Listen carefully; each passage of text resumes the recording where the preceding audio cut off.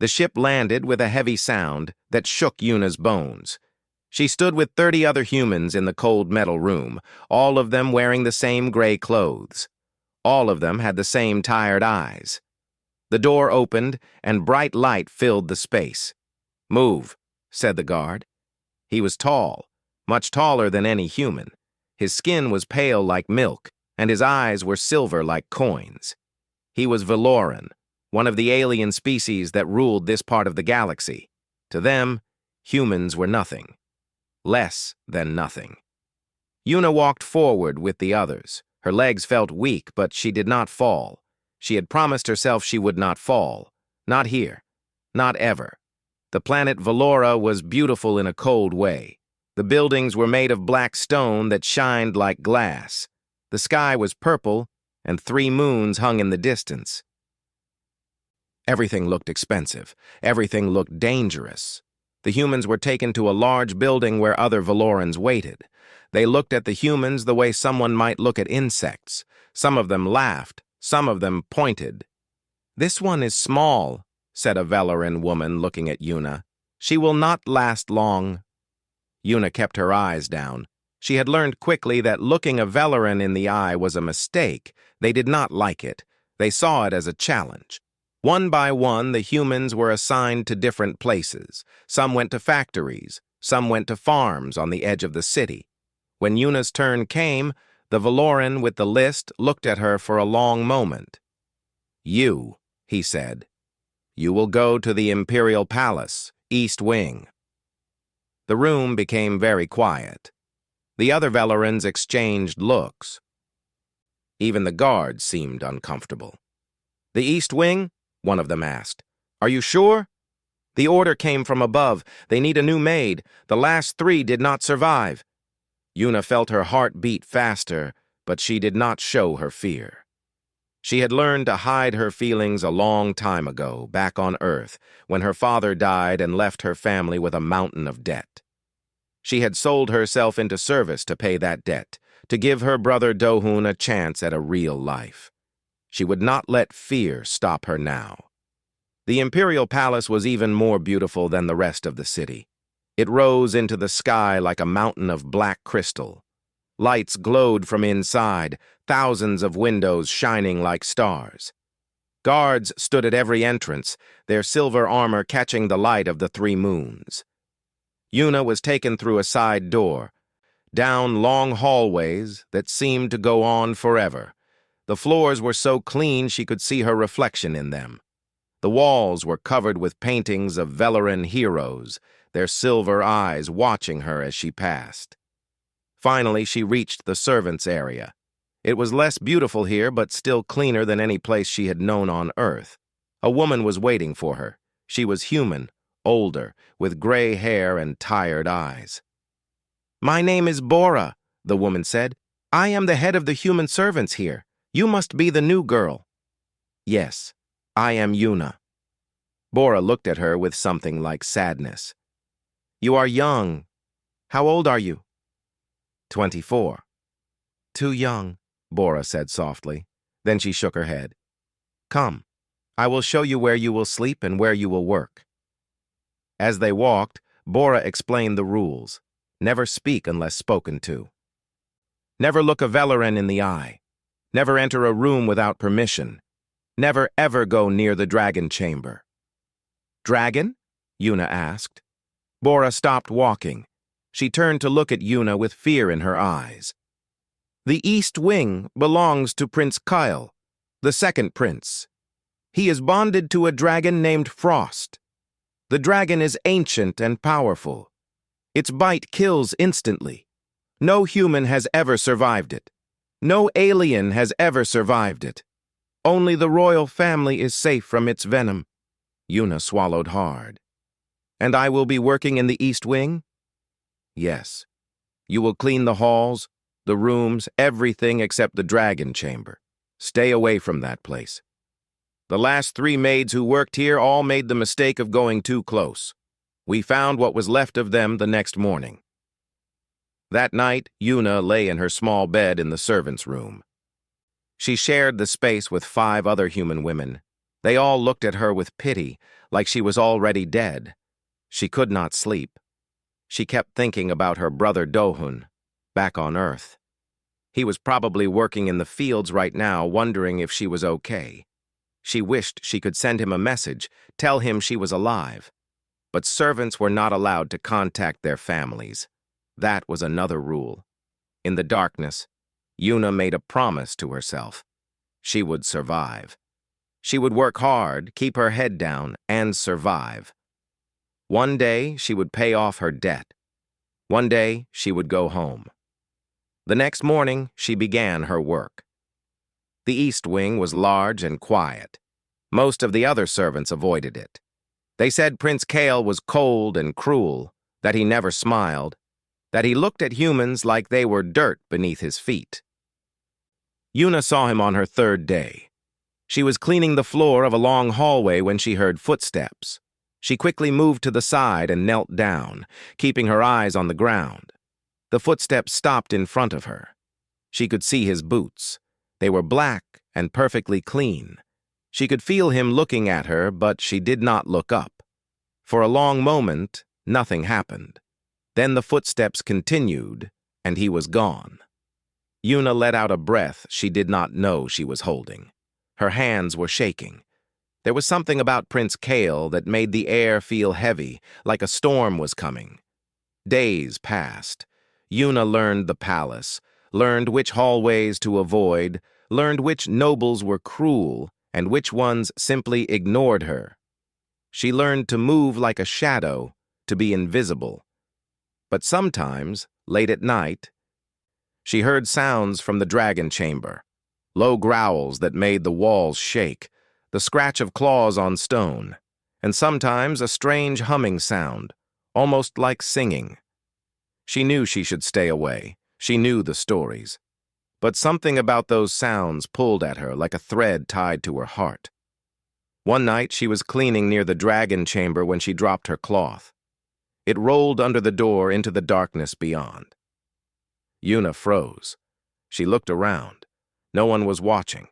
She could leave the cloth and get a new one. That was the safe thing to do. But cloths were counted. If she was missing one, she would be punished. Slowly, carefully, she pushed the door open just a little.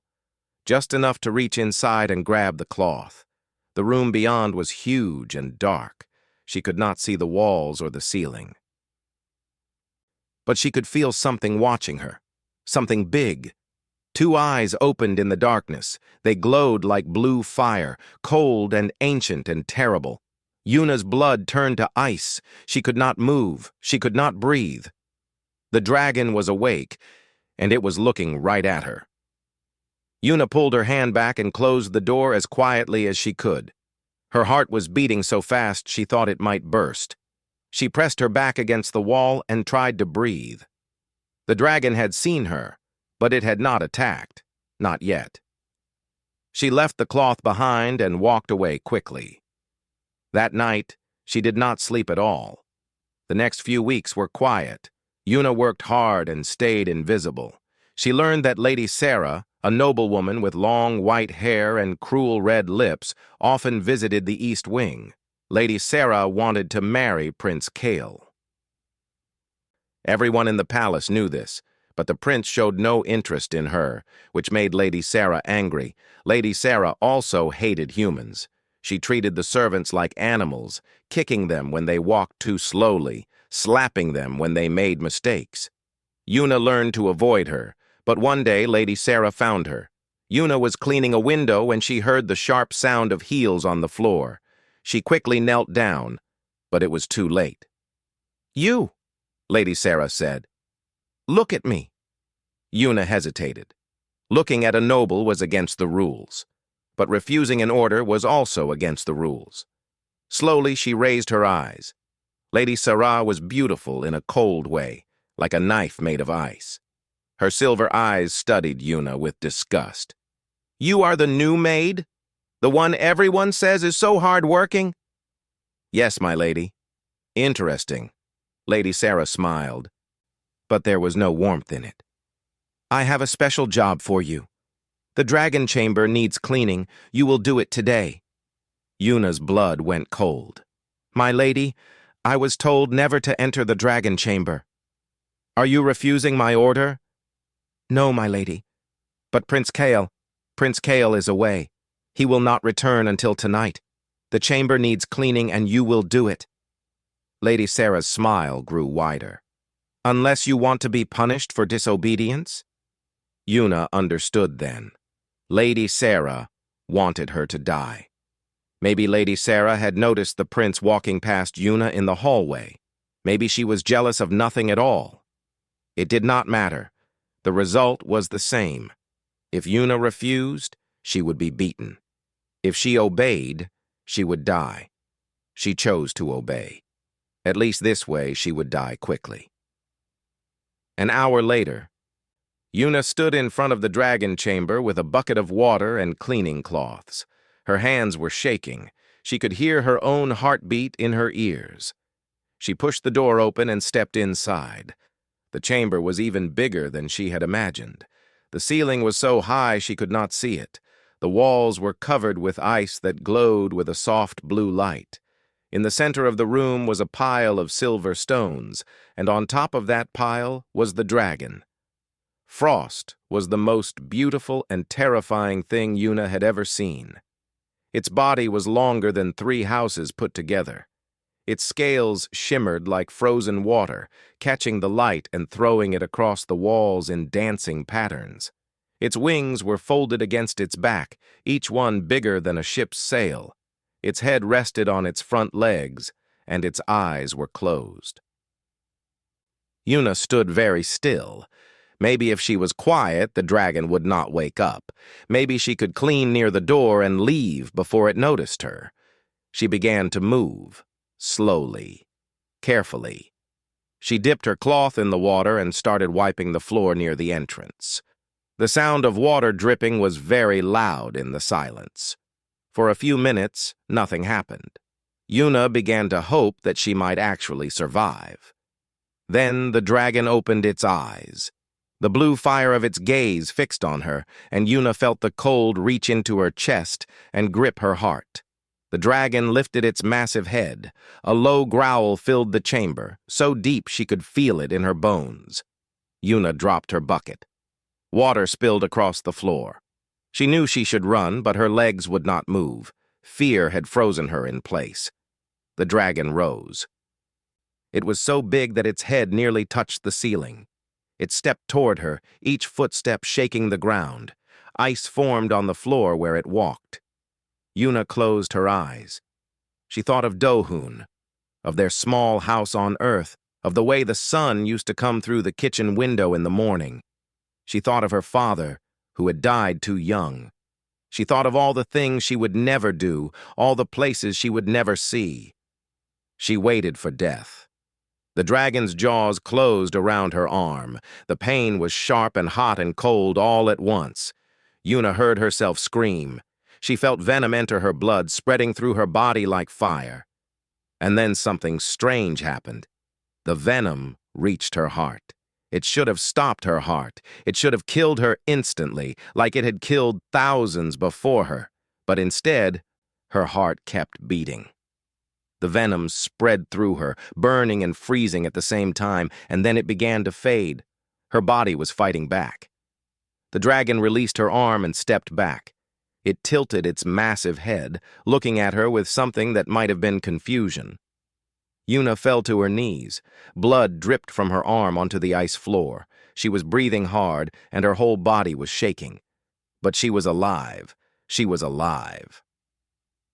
Miles away, Prince Kale was meeting with his father's generals when a wave of pain and shock hit him through his bond with Frost. He gasped and grabbed the table to keep from falling.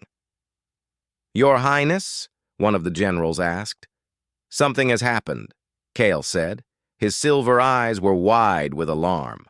"Something is wrong with Frost." He ran. He ran faster than he had ever run in his life, using all of his Valoran speed. He called for his ship. He flew back to the palace in record time. When he reached the dragon chamber, he expected to find a dead body. He expected to find blood and torn flesh and the familiar sight of another servant who had made a fatal mistake. Instead, he found Yuna sitting on the floor with her back against the wall. Her arm was wounded and bleeding. Her face was pale, but her eyes were open and she was breathing. And Frost, his dragon, his bonded companion, the creature who had killed anyone who came too close for 10,000 years, was curled around her like a protective wall. The dragon's head rested near her lap, and a sound was coming from its throat. It was purring. Prince Kale stood frozen in the doorway. He could not understand what he was seeing. This was impossible.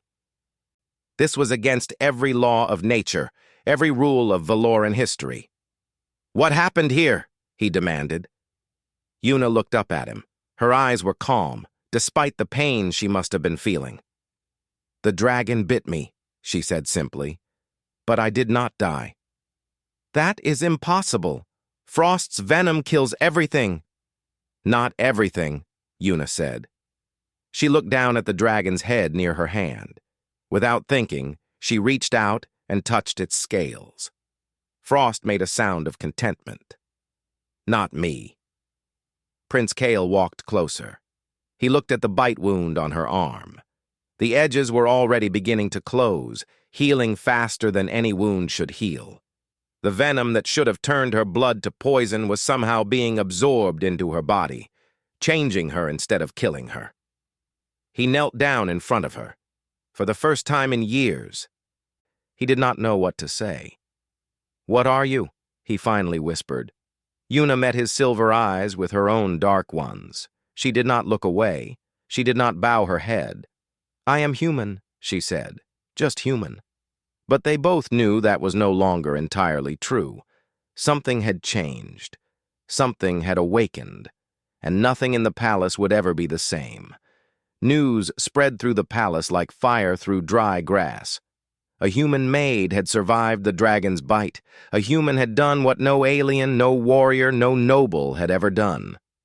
By midnight, everyone was talking about it. By morning, no one was talking about it at all.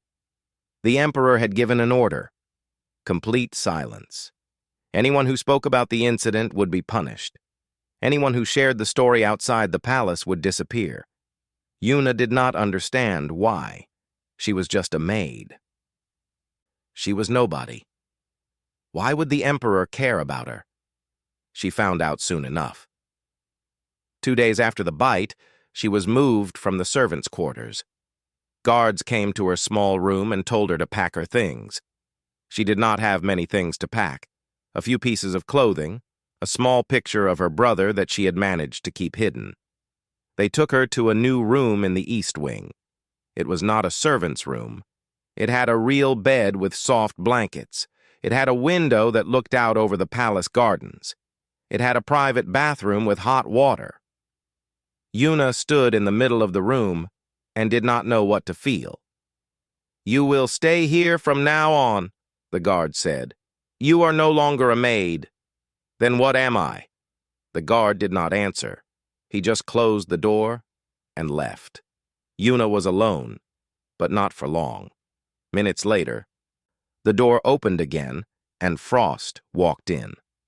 The dragon was too big to fit through the door normally. It had to lower its head and fold its wings tight against its body. But it managed, and once inside, it immediately went to the corner of the room and lay down, curling its tail around itself like a cat. Yuna stared at it. "Why are you here?" Frost made a low sound in its throat. Not a growl, something softer, almost like an answer. Over the next few days, Yuna learned that Frost refused to leave her. The dragon followed her everywhere, to the dining hall, to the gardens, even to the bathroom door. The servants were terrified, the nobles were confused, and Prince Kale was troubled. He came to see her often.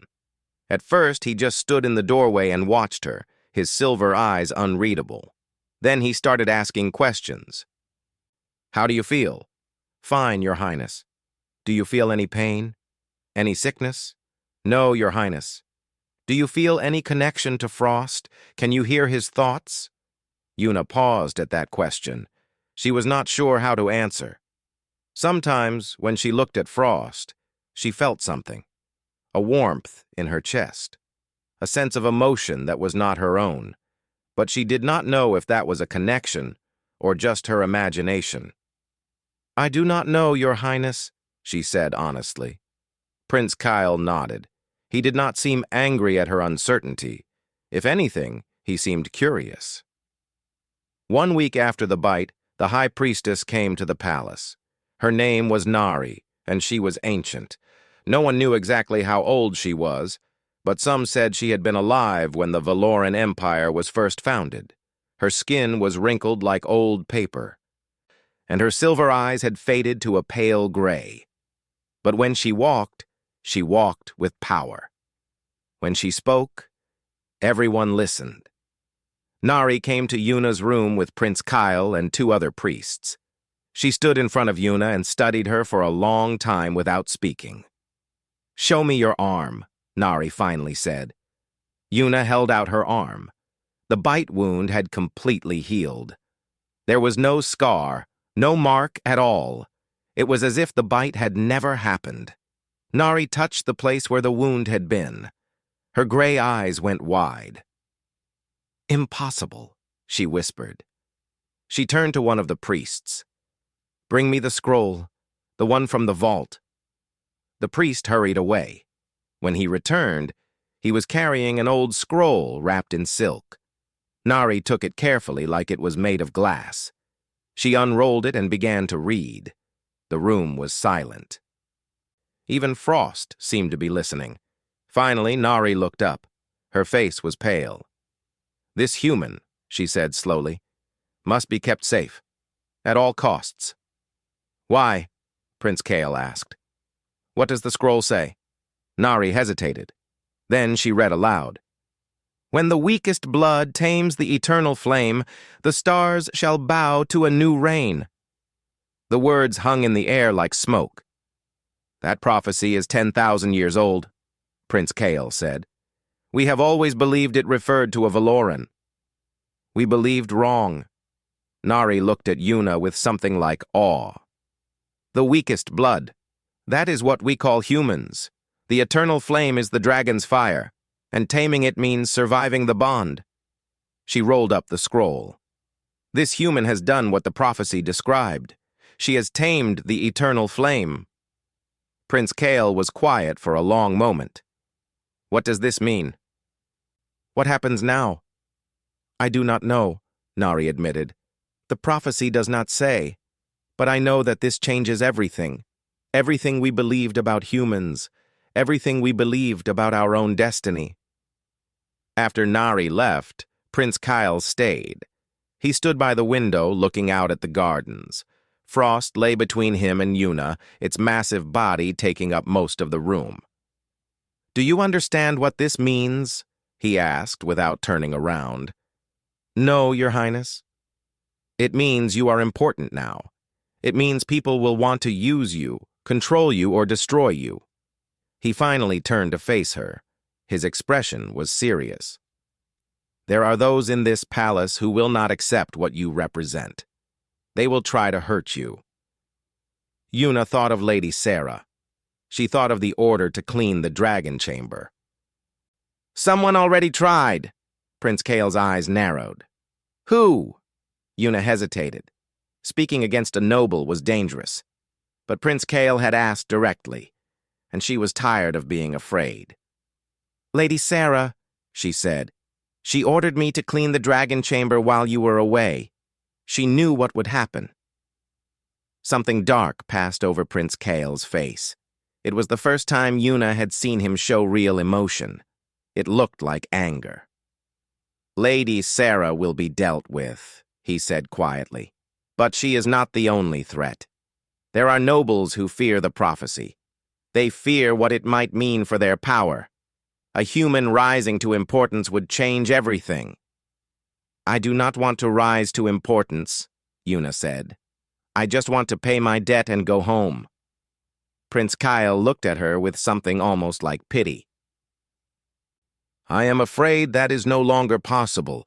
You cannot go back to being nobody. The dragon chose you. The prophecy chose you. Whether you want it or not, you are part of something bigger now. Frost lifted its head and made a soft sound. It reached out with its snout and gently touched Yuna's hand. The scales were cold, but not unpleasant. Yuna looked down at the dragon. She thought about her brother, her home, her simple dreams of freedom. All of that seemed very far away now. But she was still alive. She had survived something that should have killed her. And if she could survive that, maybe she could survive whatever came next. "Then I will be ready," she said. "Whatever comes, I will face it." Prince Kael studied her face for a long moment. Then, for the first time since she had known him, he nodded with something that looked almost like respect.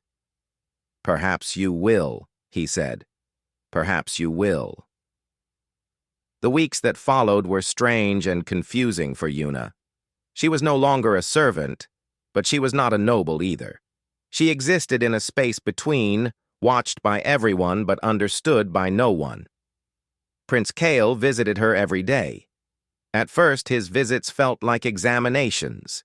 He would ask questions about her health, her sleep, her appetite. He would watch Frost interact with her and take notes on a small device. He treated her like a puzzle he needed to solve. But slowly, things began to change. One evening, he came to her room without his usual list of questions.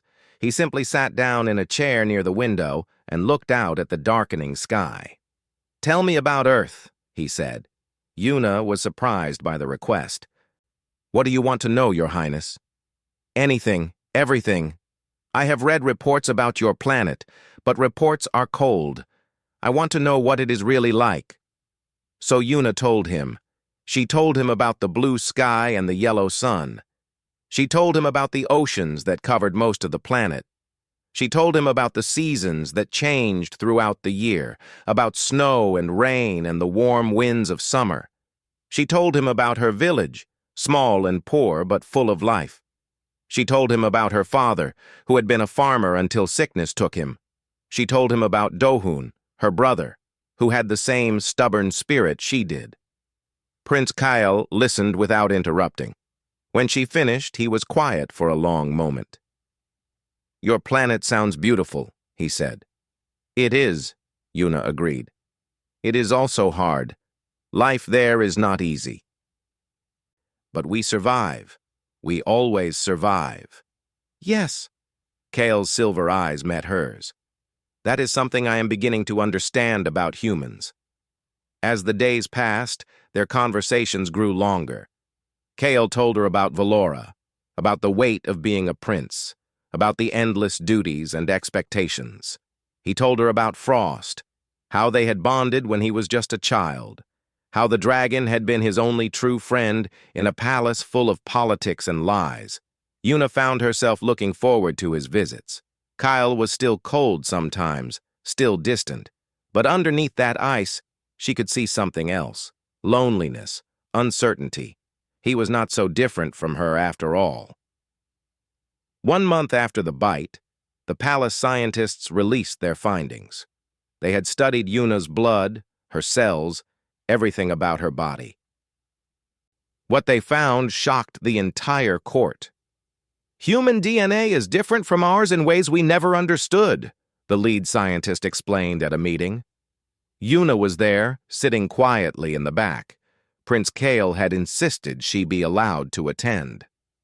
"We Velerans edited our genetic code thousands of years ago. We removed what we called junk, extra sequences that seemed to serve no purpose. We made ourselves perfect." The scientist paused. His face looked troubled. "But what we called junk was not junk at all. Those extra sequences give humans the ability to adapt.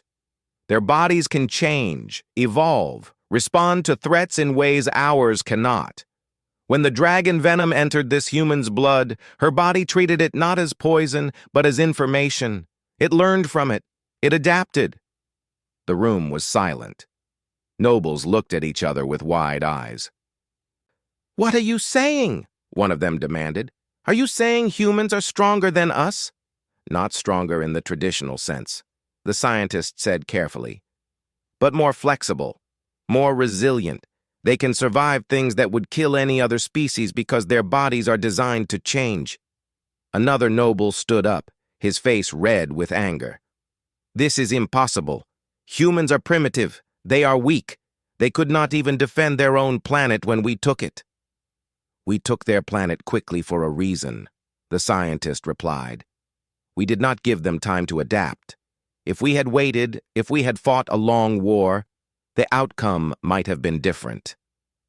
This statement caused an uproar.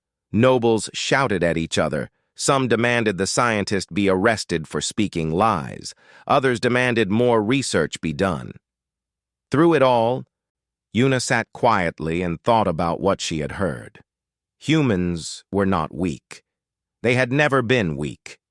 The Valorans had conquered them not because they were inferior, but because the Valorans were afraid of what humans might become. Later that night, Prince Kale came to her room. He looked troubled. "You heard the report?" he said. "Yes." "Does it change how you see yourself?"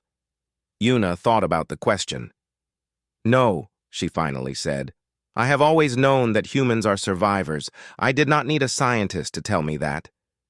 Kale almost smiled. Almost. "You are not afraid of me, are you?" "Should I be, Your Highness?" "Most people are. I am the prince.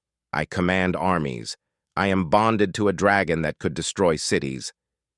Una met his eyes. "I have already died once in that dragon chamber. Everything after that is borrowed time." "What is there left to fear?" Kyle looked at her for a long moment. Something shifted in his expression, something Una could not quite read. "You are unlike anyone I have ever met," he said softly. Before she could respond, there was a knock at the door. A servant entered, looking nervous. "Your Highness, the court dinner is about to begin. Your presence is required." Kyle nodded. He stood to leave, then turned back to Una. "Join me tonight, at the dinner." "Is that appropriate, Your Highness? I am not a noble." "You are not a servant either. Not anymore." He held out his hand. "Come, let them see the human who tamed a dragon." Una hesitated for only a moment. Then she took his hand. The dining hall was enormous, filled with long tables covered in food and drink.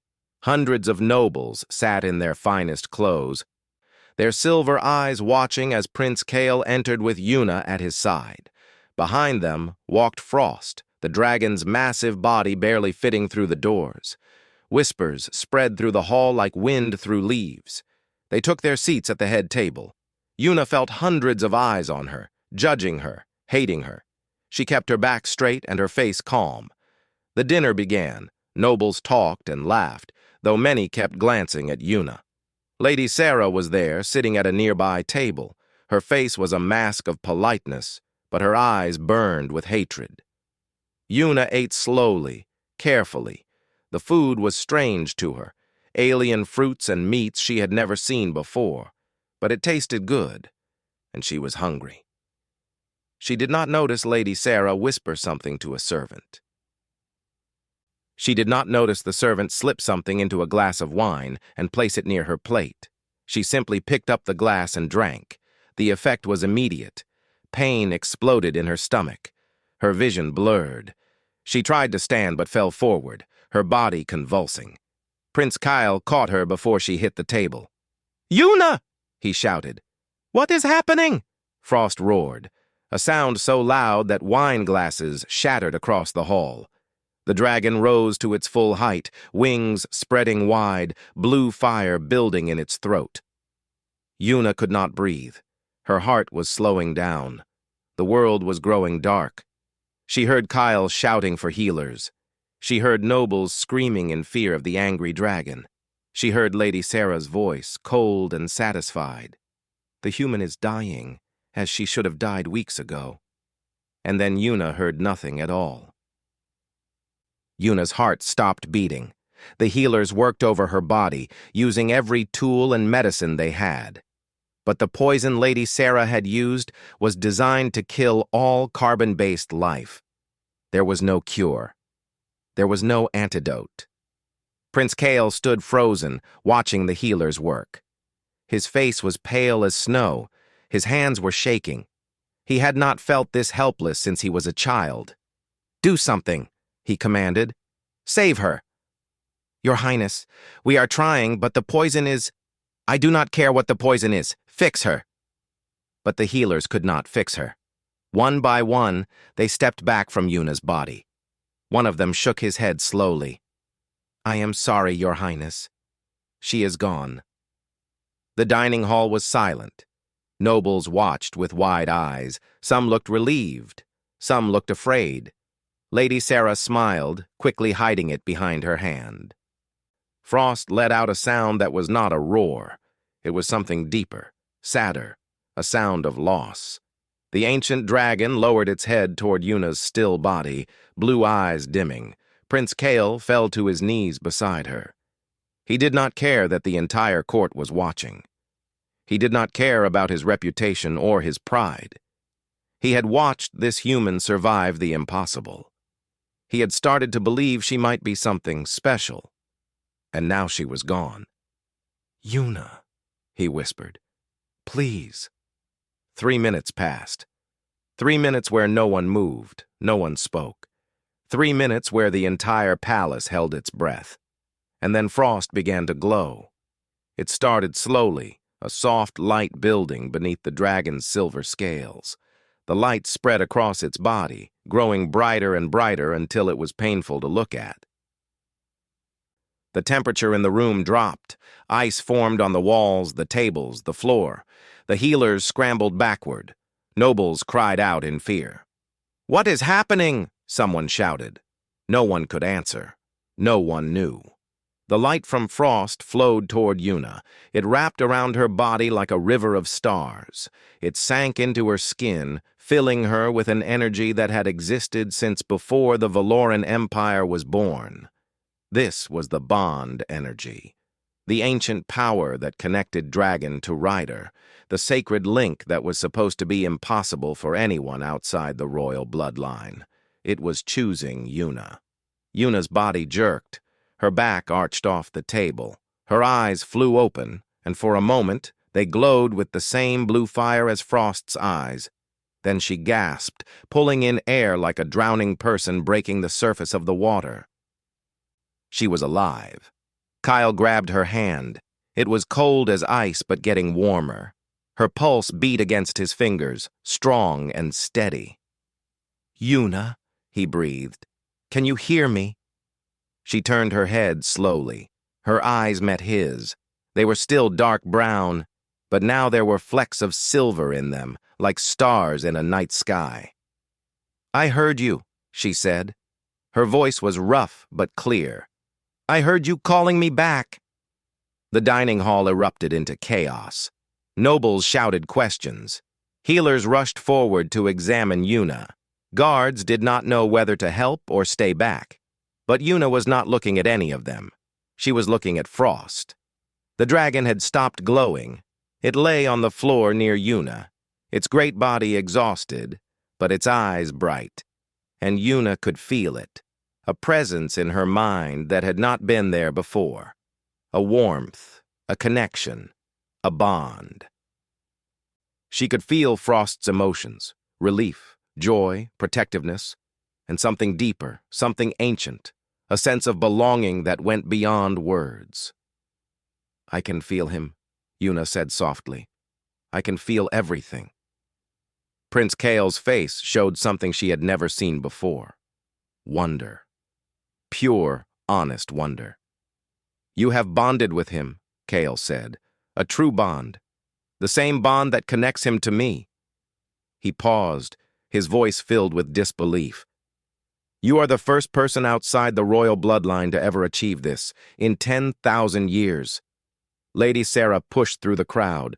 Her face was twisted with fury. "This is a trick. This is impossible. She is just a human. She cannot—" "Silence!"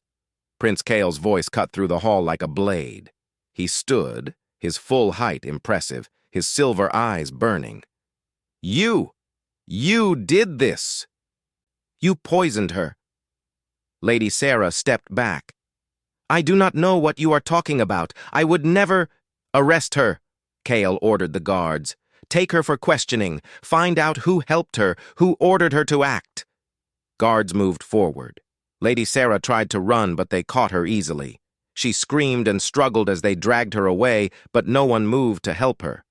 The High Priestess Nari appeared at Kyle's side. Her ancient face was calm, but her gray eyes were bright. The prophecy unfolds, she said quietly. The weakest blood has tamed the eternal flame. A bond has formed that should not be possible. What does this mean for her? Kyle asked. What will happen now?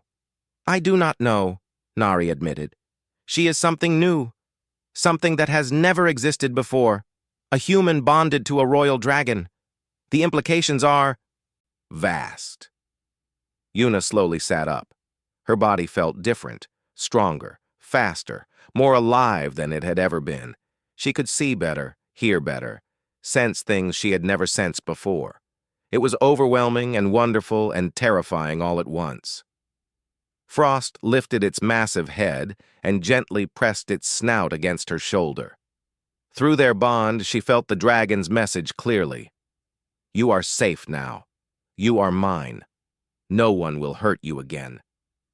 Yuna reached up and touched the dragon's scales. They did not feel cold anymore. They felt like home. Prince Kale knelt beside her. His cold mask had cracked completely now. Beneath it, she could see the real him, uncertain, hopeful, amazed. You died, he said. Your heart stopped for 3 minutes, and then you came back. I had something to come back to, Yuna replied. She was not sure why she said it, but she knew it was true. Kyle took her hand again. This time he did not let go. From this moment forward, he announced, turning to face the court, this woman is under my protection. She has done what no one else has done. She has proven that humans are not weak. She has proven that the prophecy is real. His voice rang through the hall, strong and certain. Any who touch her will answer to me, and to Frost. As if understanding his words, Frost rose to its full height and roared. The sound shook the entire palace, rattling windows and sending nobles stumbling backward. Blue fire flickered between its teeth. The message was clear. The human was protected now. Anyone who tried to harm her would face the wrath of a prince and his dragon. Yuna looked around the hall at the frightened faces of the nobles who had treated her kind as slaves for generations. She looked at Prince Kale, who had gone from cold stranger to something she did not yet have words for. She looked at Frost, her dragon now, bonded to her in ways she was only beginning to understand. Everything had changed. She was no longer a maid. She was no longer nobody. She was something new, something powerful, something that made an entire empire tremble with fear and wonder. And she was just getting started. Later that night, as healers finished their examinations and the palace began to quiet down, a message came from the throne room. The emperor wished to see her. Tomorrow morning, Yuna would stand before the ruler of the Valoran Empire. She would face the most powerful being in the galaxy and learn what her new existence truly meant. But tonight, she sat in her room with Frost curled around her and Prince Kale sitting quietly nearby. Tonight, she was simply grateful to be alive. Tomorrow would bring new challenges. Tomorrow would bring questions she could not answer and dangers she could not predict. But Yuna had died and come back. She had been nothing and become something. She had proven that humans were not weak, that survival was its own kind of strength. Whatever came next, she would face it. She would survive it. Because that was what humans did. That was what she did. And she was only just beginning to discover how much she was capable of.